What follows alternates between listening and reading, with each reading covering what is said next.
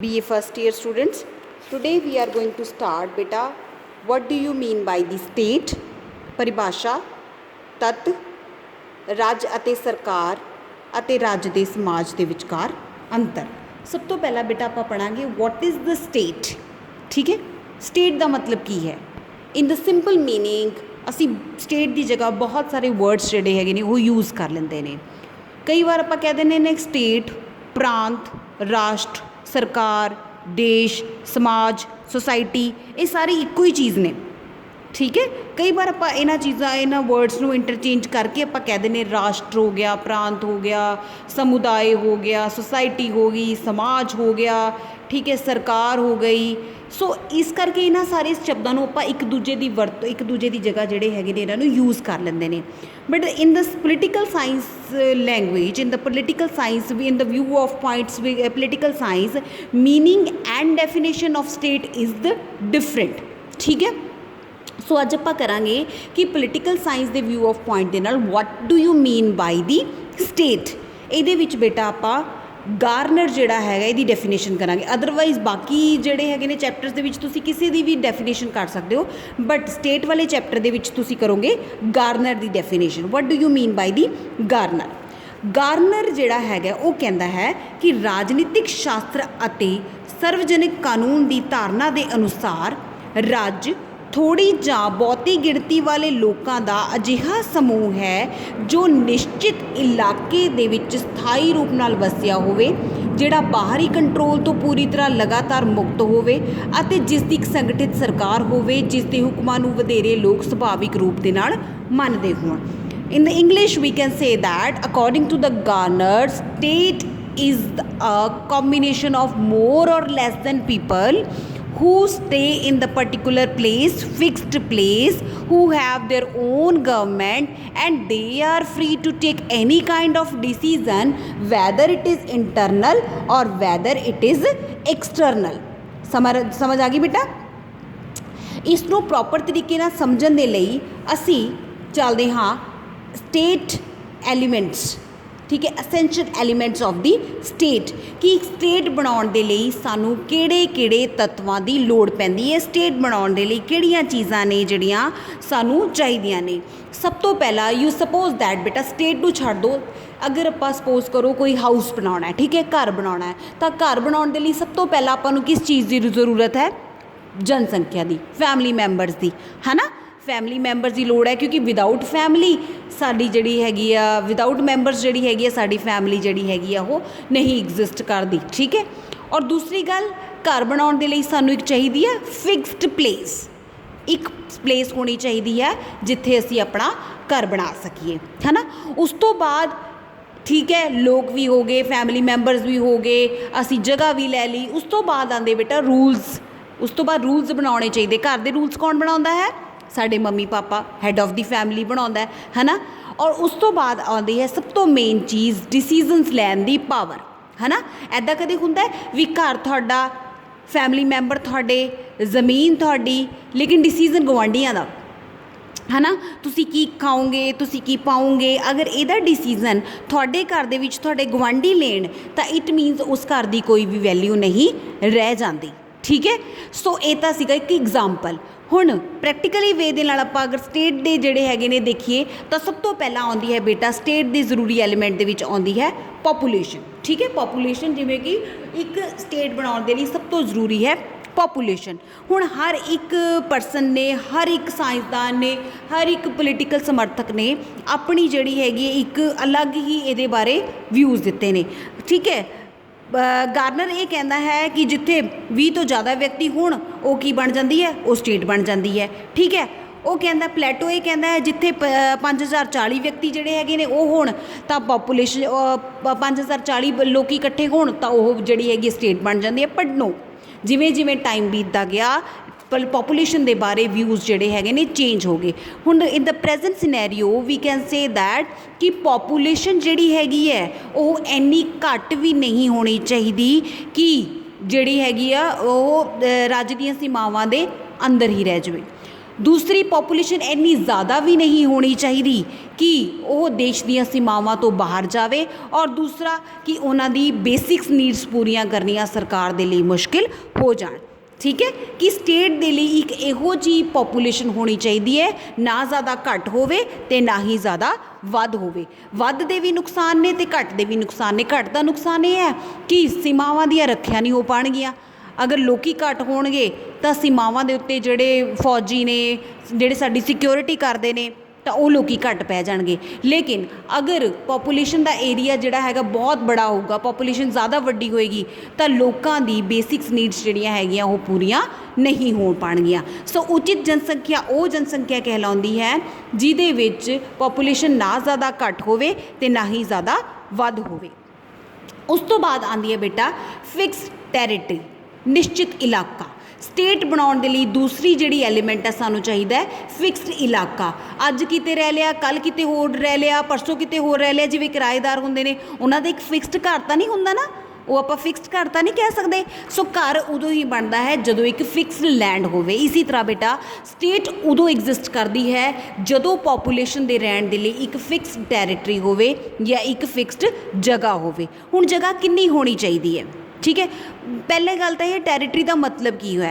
Territory दे विच बेटा सारी आ जाती है, जमीन आ जाती है, पानी आ जाती है, हवा आ जाती है, झीलां आ जाती है, पहाड़ आ जाते हैं, जिहड़े खनिज पदार्थ ने वो आ जाते हैं। ठीक है, मिनरल्स आ जाते हैं, नैचुरल रिसोर्सिस आ जाते हैं।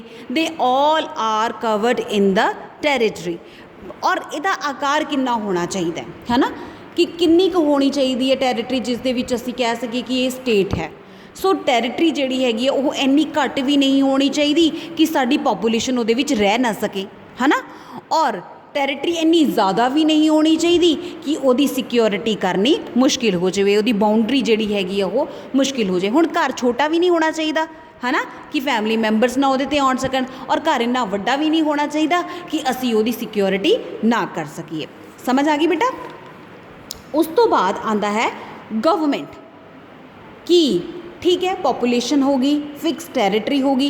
हुण सिर्फ लोगों के नाल या लिस्ट इलाके नाल तां स्टेट नहीं बनती ना, उस स्टेट दे लई रूल्स एंड रेगूलेशनस भी जिहड़े हैगे ने वो बहुत ज़रूरी हुंदे ने। रूल्स एंड रेगूलेशन इस करके ज़रूरी हुंदे ने ताकि जिहड़ी पॉपूलेशन रह रही है वो एक इहो जिहे एटमोसफेयर नूं पैदा कर सके कि लोकी जिहड़े हैगे ने अपने जीवन का विकास प्रॉपर तरीके नाल कर सकन। हुण सरकार दे 3 अंग किहड़े किहड़े हुंदे ने बेटा, तुसीं प्लस 2 च भी पढ़िया होना है। विधान पालिका, कार्यपालिका ते न्यायपालिका। लैजिसलेटिव, एग्जीक्यूटिव ते जुडिशरी। लैजिसलेटिव किहड़ी हुंदी है बेटा, जो कानून बनाउंदी है। एग्जीक्यूटिव जो इन्हां नूं लागू करती है। और जुडिशरी की हुंदी है, जो इन्हां कानूनां दी रखिया करती है। लोकतंत्र का आधार ने बेटा ये चीज़ां। ठीक है, लोकतंत्र लोगों के लिए, लोगों द्वारा ते लोगों दे विचों बनाई गई सरकार। और इस सरकार नूं एक वधिया असीं लोकतंत्रिक सरकार इस करके कहते हैं, लोकतंत्रिक सरकार नूं वधिया इस करके करते हैं क्योंकि लोगों द्वारा चुने हुए प्रतिनिधि अगे चल के सरकार नूं चलाउंदे ने। लोगों का भरोसा इस तरह की सरकार दे विच ज़्यादा हुंदा है as comparison to the others. उस तो बाद आंदा है बेटा सॉवरेनिटी, प्रभुसत्ता। स्टेट नूं बनाउण दे लई सब तो इंपॉर्टेंट एलीमेंट है सॉवरेनिटी। ठीक है, सॉवरेनिटी का मतलब हुंदा है डिसीजन लैण दी पावर, निर्णय लैण दी शक्ति। अगर एक स्टेट कोल निर्णय लैण दी शक्ति नहीं है तो इहदा मतलब वो स्टेट एग्जिस्ट ही नहीं करती। ठीक है, घर तुहाडा होवे लेकिन डिसीजन गवांढी लैण तो उस घर दे कोई भी मायने जिहड़े हैगे ने वो नहीं रह जाते। सो बेटा प्रभुसत्ता 2 तरह की हुंदी है, आंतरिक प्रभुसत्ता ते बाहरी प्रभुसत्ता। एक स्टेट की अंदरूनी प्रभुसत्ता की है कि एक स्टेट अपने अंडर आने वाले सारे व्यक्ति, सारे इंस्टीट्यूशनस तो सुपीरियर होएगा। हर एक व्यक्ति जो उस देश के अंदर रह रहा है उसनू देश के बनाए गए रूल्स एंड रेगूलेशनस नू फॉलो करना पएगा। जो व्यक्ति इन्हां रूल्स एंड रेगूलेशन नू, जो इंस्टीट्यूशन इन्हां रूल्स एंड रेगूलेशनस नू तोड़ती है उसनू सज़ा जिहड़ी हैगी है वो दित्ती जाती है। इहदा मतलब है कि एक स्टेट अपने अंडर आने वाले सारे इंस्टीट्यूशन, सारे व्यक्तियों तो सुपीरियर है। ठीक है, ये तो हो गया इंटरनल सॉवरेनिटी। ਹੁਣ ਆਉਂਦੀ ਹੈ ਐਕਸਟਰਨਲ ਸੋਵਰੈਨਿਟੀ। ਐਕਸਟਰਨਲ ਸੋਵਰੈਨਿਟੀ ਦਾ ਮਤਲਬ ਇਹ ਹੈ ਕਿ ਇੱਕ ਸਟੇਟ ਖੁਦ ਡਿਸੀਜ਼ਨ ਲਏਗੀ ਕਿ ਉਹਨੇ ਕਿਹੜੇ ਦੇਸ਼ ਦੇ ਨਾਲ ਸੰਧੀਆਂ ਕਰਨੀਆਂ ਨੇ, ਕਿਹੜੇ ਦੇਸ਼ ਨਾਲ ਕੰਟਰੈਕਟ ਕਰਨੇ ਨੇ, ਕਿਹੜੇ ਦੇਸ਼ ਦੇ ਨਾਲ ਕਿਹੋ ਜਿਹੇ ਰਿਲੇਸ਼ਨਸ ਉਹ ਬਣਾਏਗਾ, ਕਿਹੜੇ ਦੇਸ਼ ਨਾਲ ਇੰਪੋਰਟ ਐਕਸਪੋਰਟ ਕਰਨਾ ਹੈ, ਕਿਹੜੇ ਦੇਸ਼ ਨਾਲ ਨਹੀਂ ਕਰਨਾ ਹੈਗਾ, ਕਿਹੜੇ ਦੇਸ਼ ਨਾਲ ਮਿੱਤਰਤਾਪੂਰਵਕ ਸੰਬੰਧ ਬਣਾਉਣੇ ਨੇ। ਸੋ ਇਹਨਾਂ ਸਾਰੇ ਦਾ ਡਿਸੀਜ਼ਨ ਜਦੋਂ ਇੱਕ ਸਟੇਟ ਲੈਂਦੀ ਹੈ, ਇਟ ਮੀਨਸ ਉਹ ਐਕਸਟਰਨਲ ਸੋਵਰਨ ਹੈ, ਯਾਨੀ ਕਿ ਬਾਹਰੀ ਪ੍ਰਭੂ ਸੱਤਾ ਹੈ। ਹੁਣ ਤਾਂ ਫੋਰ ਦ ਐਗਜ਼ਾਮਪਲ ਸੋਵਰੈਨਿਟੀ ਤੁਹਾਨੂੰ ਮੈਂ ਇੱਕ ਐਗਜ਼ਾਮਪਲ ਦੇ ਕੇ ਸਮਝਾਉਂਦੀ ਹਾਂ। ਸਪੋਜ਼ ਕਰੋ ਤੁਹਾਡਾ ਘਰ ਹੈ, ਠੀਕ ਹੈ, ਤੁਹਾਡੇ ਘਰ ਦੇ ਵਿੱਚ ਤੁਸੀਂ ਕਿਸੇ ਦੇ ਤੁਹਾਡੇ ਘਰ ਦੇ ਵਿੱਚ ਤੁਹਾਡੇ ਬੱਚੇ ਕੀ ਕਰਨਗੇ, ਕਿੰਨੇ ਵਜੇ ਸਕੂਲੋਂ ਆਉਣਗੇ, ਕਿੰਨੇ ਵਜੇ ਤੁਸੀਂ ਤੁਹਾਡਾ ਡਿਨਰ ਟਾਈਮ ਹੋਏਗਾ, ਕਿੰਨੇ ਵਜੇ ਤੁਸੀਂ ਜਿਹੜਾ ਹੈਗਾ ਕਿ ਆਪਣਾ ਫੈਮਿਲੀ ਟਾਈਮ ਹੈ, ਕਿੰਨੇ ਵਜੇ ਤੁਸੀਂ ਸੌਣ ਜਾਣਾ ਹੈ, ਇਹ ਸਾਰੇ ਡਿਸੀਜ਼ਨ ਅਗਰ ਗੁਆਂਢੀ ਲੈਣ, ਇਟ ਮੀਨਸ ਤੁਹਾਡੇ ਘਰ ਸੋਵਰਨ ਹੈ। ਤੁਹਾਡੇ ਘਰ ਦੇ ਵਿੱਚ ਡਿਸੀਜ਼ਨ ਲੈਣ ਦੀ ਪਾਵਰ ਕਿਹਦੇ ਕੋਲ ਹੋਏਗੀ? ਤੁਹਾਡੀ ਹੈੱਡ ਆਫ ਦੀ ਫੈਮਿਲੀ ਕੋਲ ਹੋਏਗੀ, ਯਾਨੀ ਕਿ ਤੁਹਾਡੇ ਪੇਰੈਂਟਸ ਕੋਲ ਹੋਏਗੀ, ਹੈ ਨਾ। ਤਾਂ ਉਹ ਅੰਦਰੂਨੀ ਪ੍ਰਭੂ ਸੱਤਾ ਕਹਿਲਾਉਂਦੀ ਹੈ। ਬਾਹਰੀ ਪ੍ਰਭੂ ਸੱਤਾ, ਤੁਸੀਂ ਕਿਹੜੇ ਰਿਸ਼ਤੇਦਾਰ ਦੇ ਨਾਲ ਕਿਹੋ ਜਿਹੇ ਸੰਬੰਧ ਬਣਾਉਣੇ ਨੇ, ਕਿਹੋ ਜਿਹੇ ਰਿਸ਼ਤੇਦਾਰ ਦੇ ਜਾਣਾ ਆ, ਕਿਹੋ ਜਿਹੇ ਰਿਸ਼ਤੇਦਾਰ ਨਾਲ ਮਿਲਣਾ ਆ, ਕਿਹੋ ਜਿਹੇ ਰਿਸ਼ਤੇਦਾਰ ਨਾਲ ਨਹੀਂ ਮਿਲਣਾ ਹੈਗਾ, ਇਹ ਹੁੰਦੀ ਹੈ ਬੇਟਾ ਤੁਹਾਡੀ ਬਾਹਰੀ ਪ੍ਰਭੂ ਸੱਤਾ। ਸਮਝ ਆ ਗਈ? ਇਹ ਐਗਜ਼ਾਮਪਲ ਤੁਸੀਂ ਲਿਖਣੇ ਨਹੀਂ ਹੈ, ਇਹ ਜਸਟ ਤੁਹਾਨੂੰ ਸਮਝਾਉਣ ਦੇ ਲਈ ਦੱਸ ਰਹੀ ਹਾਂ, ਠੀਕ ਹੈ। ਉਸ ਤੋਂ ਬਾਅਦ ਆਉਂਦੇ ਹੈ ਬੇਟਾ ਕੁਝ ਜ਼ਰੂਰੀ ਤੱਤ ਜਿਹੜੇ 4 ਨੇ: ਪਾਪੂਲੇਸ਼ਨ, ਫਿਕਸ ਟੈਰੀਟਰੀ, ਗਵਰਨਮੈਂਟ ਤੇ ਸੋਵਰੈਨਿਟੀ। ਇਹ ਤਾਂ ਹੈਗੇ ਨੇ 4 ਜ਼ਰੂਰੀ ਤੱਤਵ।